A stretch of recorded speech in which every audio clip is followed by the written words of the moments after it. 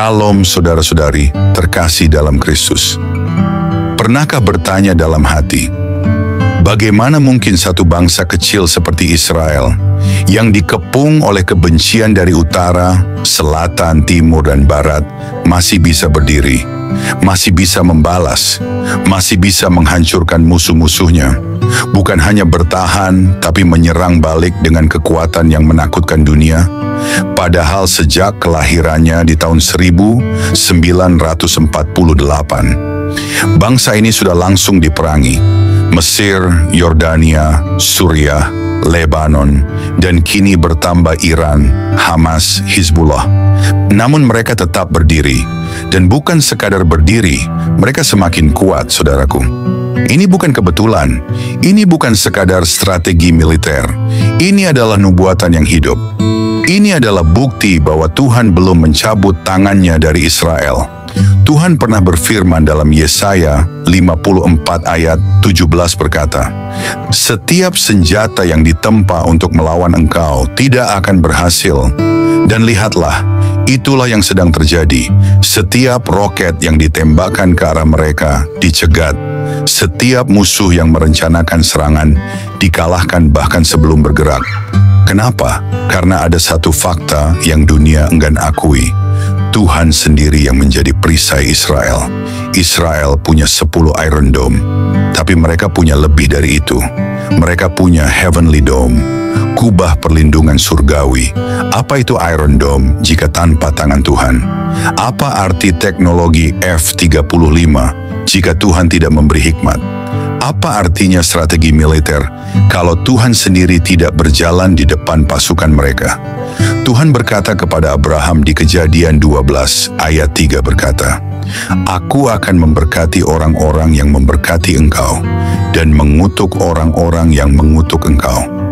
Dan sampai hari ini, janji itu tidak pernah dibatalkan, tidak akan pernah dibatalkan.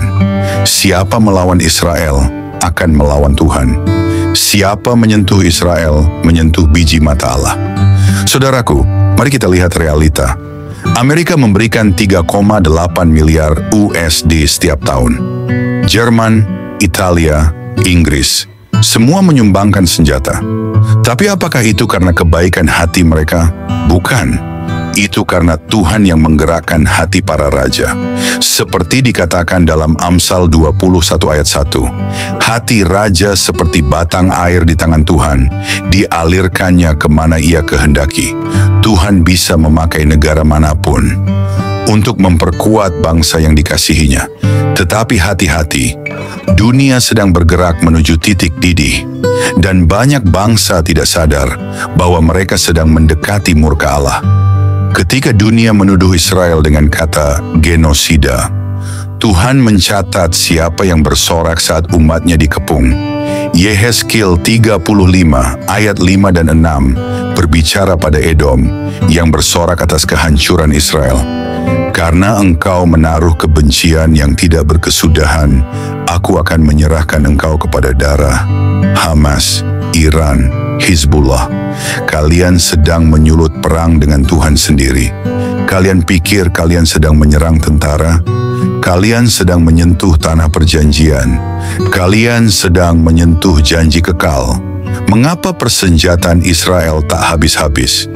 Karena Tuhan tidak akan membiarkan bangsanya dimusnahkan. Tuhan tidak akan duduk diam saat umatnya diancam." Dalam Zakaria 2 ayat 8, Tuhan berseru, "Barang siapa menjamah kamu, berarti menjamah biji matanya." Saudaraku, jangan pernah berdiri di sisi musuh Israel. Dunia boleh membenci mereka, tapi Tuhan akan tetap membela mereka. Israel bukan sempurna, tapi Israel adalah cermin nubuatan. Dan jika engkau ingin tahu di mana posisi Tuhan berdiri hari ini, lihatlah arah rudal-rudal yang dilumpuhkan. Lihatlah tangan siapa yang menang. Tapi izinkan saya bertanya, di mana posisi kita hari ini? Apakah kita berdiri di pihak Tuhan, ataukah kita diam saja, ikut arus kebencian terhadap Israel? Tuhan tidak netral. Tuhan berpihak, dan pihaknya jelas. Dia berpihak pada firman-Nya. Dia berpihak pada janjinya. Dia berpihak pada umat pilihannya.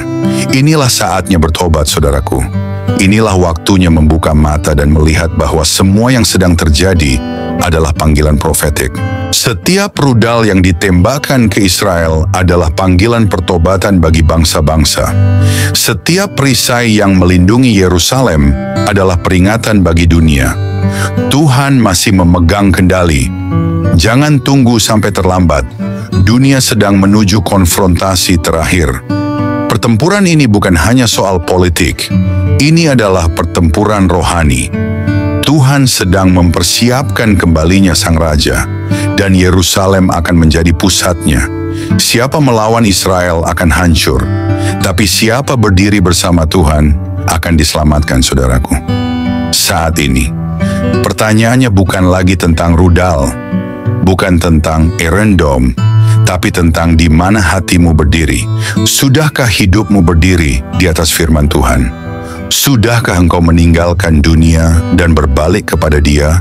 Karena jika hari ini Israel sedang dilindungi, besok mungkin giliran dunia dihantam.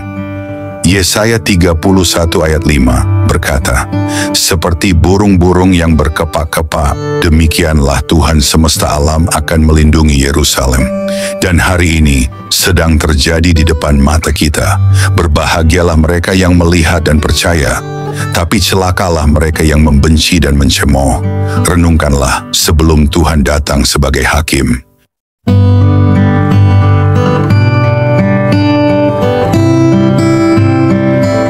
Shalom saudara-saudari terkasih, selamat datang kembali di Renungan Malam God's Voice. Di tengah keheningan malam, ketika dunia mulai terlelap, marilah kita menyediakan hati dan pikiran kita untuk menerima sentuhan kasih Tuhan. Malam ini, biarlah suaranya yang lembut menuntun dan menguatkan kita melewati segala pergumulan yang mungkin belum selesai. Mari kita berdoa. Bapa di surga, terima kasih untuk anugerah-Mu yang tak pernah berhenti menyertai kami sepanjang hari ini.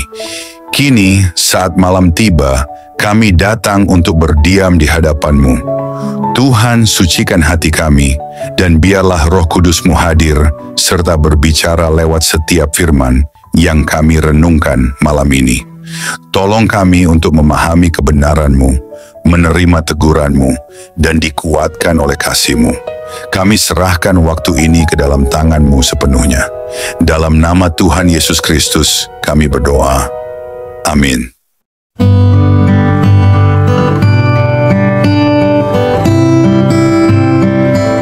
Saudara-saudari terkasih dalam Kristus, semua ini bukan kebetulan. Semua ini bukan sekadar konflik geopolitik. Apa yang terjadi di Timur Tengah hari ini adalah panggung akhir zaman yang sedang dibuka perlahan, dan Israel adalah tanda terbesar bahwa nubuat sedang tergenapi satu demi satu. Tanyakan pada hatimu, kenapa Israel tak musnah? Kenapa senjatanya tak habis? Kenapa musuh-musuhnya terus gagal? Jawabannya hanya satu, karena Tuhan masih berdiri di tengah-tengah Israel. Dan jika Tuhan masih berdiri bersama mereka, siapa yang bisa menjatuhkan mereka? Siapa yang bisa menghancurkan apa yang Tuhan pelihara? Israel bukan bangsa biasa. Mereka adalah cermin perjanjian Allah, saksi dari kesetiaannya, dan titik pusat pergerakan zaman. Lihatlah betapa banyak bangsa besar yang sudah punah, tapi Israel tetap ada. Dan bukan hanya ada, mereka dilindungi, diberkati, dan dimenangkan. Bahkan di tengah badai rudal dan hujan ancaman, Tuhan tetap berkata di Yeremia 46 ayat 27, "Jangan takut, hai Yakub, sebab aku menyertai engkau." Apakah engkau masih berani melawan bangsa yang disertai Tuhan? Saudaraku, ini bukan saatnya ragu, bukan saatnya netral. Ini adalah waktu untuk berdiri di pihak yang benar. Ini adalah waktu untuk menyatakan suara bagi kebenaran firman Tuhan. Dukunglah Israel bukan karena mereka sempurna, tapi karena Tuhan menyertai mereka. Berdirilah bersama Yerusalem bukan karena politik, tapi karena nubuatan sedang terjadi. Jika engkau mengasihi Tuhan, maka kasihilah apa yang Tuhan kasihi. Jika engkau percaya pada Alkitab, maka percayalah bahwa Tuhan tidak pernah mencabut janjinya kepada Israel. Bangunlah suara, doakan Israel, lindungi Israel dalam seruanmu. Beritakan kebenaran ini kepada orang-orang di sekitarmu. Karena Yesus sendiri berkata dalam Matius 25 ayat 40, segala sesuatu yang kamu lakukan terhadap saudaraku yang paling hina ini, kamu telah melakukannya untukku. Dan siapa saudaranya? Mereka adalah domba yang hilang dari Israel, umat pilihan yang sedang dipulihkan. Akhir zaman bukan lagi di ambang pintu. Ia sudah masuk ke ruang tamu dunia. Dan Israel adalah bukti paling nyata bahwa waktu Tuhan makin dekat. Jangan terjebak dalam narasi dunia. Jangan ikut dalam arus kebencian yang menyebut Israel penjajah. Sementara mereka adalah yang dijanjikan tanah itu sejak ribuan tahun lalu. Pilihlah sekarang di mana hatimu berdiri. Apakah di pihak Tuhan atau diam dan akhirnya dihitung sebagai musuh salib? Engkau tidak harus menjadi orang Yahudi untuk berdiri bersama Israel. Engkau hanya harus menjadi pengikut Kristus yang taat akan firman-Nya. Karena siapa berdiri bersama Israel akan melihat tangan Tuhan membela. Tapi siapa menyerang Israel akan melihat tangan Tuhan mengayunkan murka. Bangkitlah, saudaraku! Bersuaralah, jangan malu jadi terang, jangan ragu berdiri bersama umat Tuhan. Jika dunia bersatu untuk melawan Israel, maka biarlah gereja bersatu untuk membela Israel. Sebab pada akhirnya Tuhan akan datang kembali, dan kakinya akan menginjak Bukit Zaitun di Yerusalem, bukan di Tehran, bukan di Damaskus, bukan di Roma. Yerusalem adalah takhtanya, Israel adalah miliknya. Dan siapa berdiri bersama Israel akan berdiri bersama Tuhan. Inilah saatnya berseru bersama langit dan bumi, hidup Israel, hidup Yerusalem, dan terpujilah Tuhan yang setia pada janjinya dari dahulu sampai selama-lamanya. Pesan untuk gereja. Apakah gereja diam saat nubuatan digenapi? Apakah kita buta terhadap kenyataan bahwa Israel dilindungi bukan karena kekuatan mereka, tapi karena janji Allah?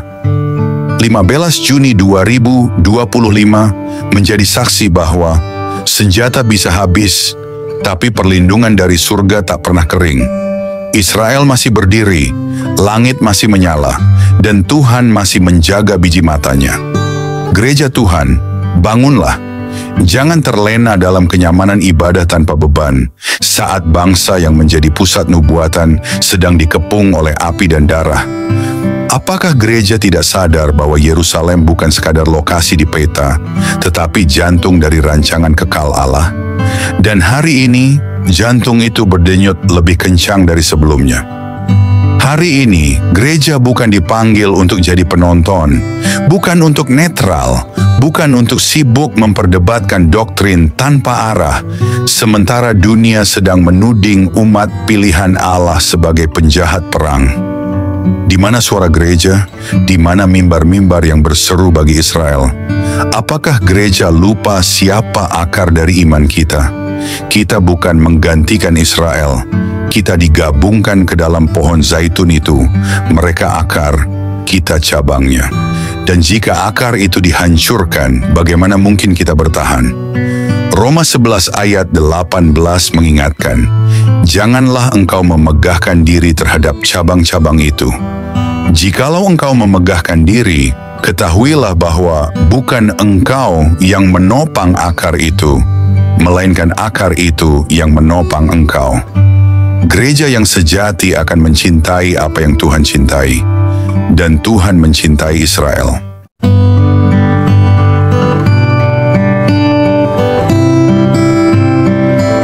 Mari kita berdoa.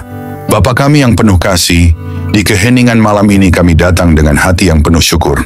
Setelah melewati satu hari yang penuh kesibukan, kami ingin berhenti sejenak, mengangkat mata kami ke surga, dan mengucapkan terima kasih kepadamu. Terima kasih Tuhan untuk nafas kehidupan yang Engkau berikan sejak fajar menyingsing. Terima kasih untuk setiap langkah yang dapat kami jalani, untuk setiap tugas yang dapat kami selesaikan, dan untuk setiap perjumpaan yang Kau izinkan terjadi hari ini.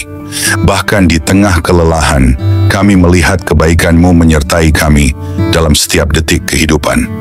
Di malam yang hening ini, kami datang kepadamu dengan hati yang terbuka dan jiwa yang haus akan hadirat-Mu. Setelah mendengar firman-Mu yang hidup, kami terdiam dalam kekaguman.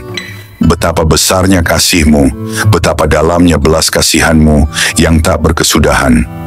Tuhan, malam ini kami menyerahkan seluruh isi hati kami di hadapan tahta-Mu. Segala beban yang kami pikul, segala luka yang tersembunyi, setiap dosa yang begitu sering kami abaikan, kami letakkan semuanya di kaki-Mu. Ajari kami untuk tidak lagi berpaling. Ajari kami untuk mencintai-Mu dengan segenap hati, segenap jiwa, segenap akal budi kami. Tuhan, malam ini kami tidak ingin hanya menjadi pendengar. Biarlah firman-Mu mengakar dalam hidup kami, menembus kerasnya hati kami, membangkitkan jiwa kami yang lesu, dan membakar roh kami dengan api dari surga. Jika ada jalan dalam hidup kami yang bengkok, luruskanlah Tuhan. Jika ada bagian hati kami yang beku, cairkanlah dengan kasih-Mu. Jika ada keputusan yang salah, tuntunlah kami kembali ke jalan kebenaran. Ya Tuhan, dalam keheningan malam ini, kami rindu berpisik di hadapan-Mu. Ambillah seluruh hidup kami, bentuklah kami seturut gambar-Mu. Jadikan hidup kami alat bagi kemuliaan-Mu, bukan untuk ambisi kami sendiri. Ajari kami menghitung hari-hari kami, supaya kami beroleh hati yang bijaksana. Ajari kami untuk hidup dengan kesadaran bahwa waktu ini singkat dan kekekalan itu nyata. Tuhan, dalam gelapnya dunia ini, nyalakanlah terang-Mu dalam hidup kami. Jadikan kami pelita yang tidak padam, saksi yang tidak malu memberitakan nama-Mu. Ketika dunia menawarkan godaan, kuatkan hati kami untuk tetap setia. Ketika badai datang, peluklah kami dengan damai-Mu yang melampaui segala akal. Ketika tubuh ini lemah, jadilah kekuatan kami. Ketika jiwa ini letih, jadilah penghibur kami. Bapa, kami tahu tanpa Engkau, kami tidak mampu. Tanpa kasih-Mu, kami kosong. Tanpa Roh-Mu, kami kering dan mati. Oleh sebab itu, malam ini kami berseru, jangan pernah tinggalkan kami Tuhan. Jangan biarkan kami berjalan setapapun tanpa penyertaan-Mu. Sebab satu hari di pelataran-Mu lebih baik daripada 1000 hari di tempat lain. Tuhan, mungkin ada banyak hal yang belum sempurna, banyak rencana yang belum tercapai, tetapi malam ini kami memilih untuk bersyukur. Karena kami tahu, tangan-Mu tetap bekerja, bahkan saat kami tidak melihatnya. Kami percaya segala sesuatu yang terjadi hari ini ada dalam kendali-Mu yang penuh kasih. Terima kasih untuk kekuatan saat kami merasa lemah. Terima kasih untuk penghiburan saat kami hampir menyerah.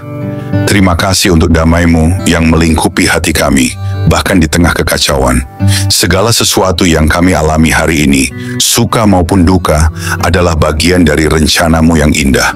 Ajari kami untuk melihat bahwa setiap momen dalam hidup kami adalah anugerah. Ajari kami untuk selalu ingat bahwa tanpa-Mu kami tidak bisa berbuat apa-apa. Bapa yang setia, ajari kami untuk tetap rendah hati, untuk tetap bergantung pada-Mu dalam segala hal. Ajari kami untuk tidak sombong atas keberhasilan dan tidak putus asa dalam kegagalan. Kini saat malam melingkupi kami, biarlah hadirat-Mu menjadi naungan kami. Berikanlah tidur yang penuh damai dan bangunkan kami esok hari dengan semangat baru untuk hidup hanya bagi-Mu. Hingga hari itu tiba, saat kami bertemu muka dengan-Mu dalam kemuliaan kekal, biarlah setiap hari hidup kami menjadi nyanyian pujian yang harum di hadapan tahta-Mu. Dalam nama Yesus Kristus, Tuhan dan Juru Selamat kami yang hidup, kami menutup hari ini dengan penuh syukur dan pengharapan. Amin. Saudara-saudari terkasih, sebelum kita menutup hari ini, mari kita datang dengan kerendahan hati di hadapan Tuhan. Kita mengangkat suara, mengangkat hati, dan dengan penuh iman, kita berdoa sebagaimana Tuhan Yesus sendiri mengajarkan kita. Mari kita ucapkan bersama, doa Bapa kami. Bapa kami yang di sorga, dikuduskanlah nama-Mu, datanglah kerajaan-Mu, jadilah kehendak-Mu di bumi, seperti di sorga. Berikanlah kami pada hari ini makanan kami yang secukupnya, dan ampunilah kami akan kesalahan kami, seperti kami juga mengampuni orang yang bersalah kepada kami. Dan janganlah membawa kami ke dalam pencobaan, tetapi lepaskanlah kami daripada yang jahat. Karena Engkaulah yang mempunyai kerajaan dan kuasa dan kemuliaan sampai selama-lamanya. Tuhan memberkati engkau dan melindungi engkau. Tuhan menyinari engkau dengan wajah-Nya dan memberi engkau kasih karunia. Tuhan menghadapkan wajah-Nya kepadamu dan memberi engkau damai sejahtera. Amin.